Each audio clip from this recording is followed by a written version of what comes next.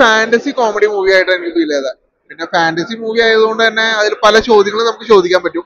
കാരണം എനിക്ക് ക്ലൈമാക്സ് സീനിൽ വന്നപ്പോ അങ്ങനത്തെ ഒരു ചോദ്യം, അതായത് വേണ്ടാത്തൊരു സംഭവം വന്നകള പോലെ എനിക്ക് തോന്നി.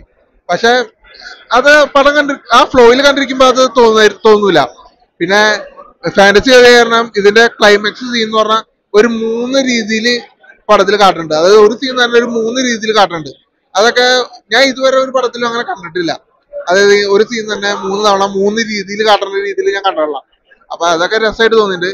മെയിൻ എടുത്ത് പറയുന്നത് പടത്തിലെ ബിജിഎം കിടിലം ബിജിഎമ്മാ ചെയ്തത്. അതൊക്കെ തിയേറ്ററിൽ നിന്ന് ആസ്വദിക്കുമ്പോൾ നമുക്ക് ശരിക്കും മനസ്സിലാവും ആ ബിജിഎമ്മിന്റെ പവർ എന്താന്ന്.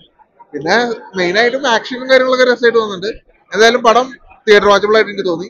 എന്തായാലും എങ്ങനെ ഉണ്ടായിരുന്നു എന്നുള്ളത് പടം നല്ല പാങ്ങുണ്ട്, സൂപ്പറായിരുന്നു. എന്തെന്ന് വെച്ചിട്ടുണ്ടെങ്കിൽ ഞാൻ 9 വർഷത്തിന് ശേഷമാണ് സിനിമ കാണുന്നത്.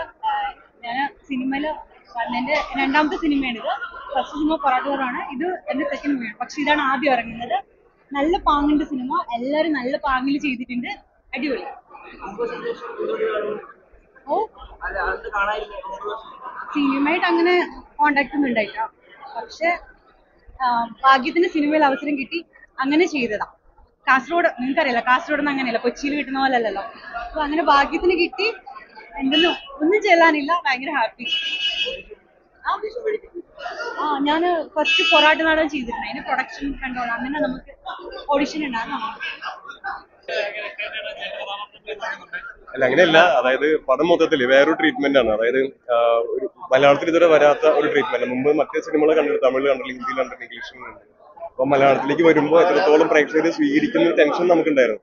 ഒരു 20 മിനിറ്റ്സ് എടുക്കും പടത്തിന്റെ ആ പേസിലേക്ക് വരാനായിട്ട്. പക്ഷെ ഇപ്പോൾ കണ്ടിറങ്ങിയ സമയത്ത് മനസ്സിലാക്കാൻ പറ്റിയത് എല്ലാവരും ആ പേസിലേക്ക് വന്നു.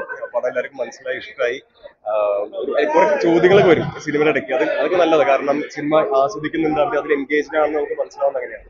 സിനിമ കഴിഞ്ഞ് കഴിഞ്ഞപ്പോൾ എല്ലാവരും വളരെ ഹാപ്പി ആയിരുന്നു. എന്തായാലും നിങ്ങൾക്ക് സിനിമ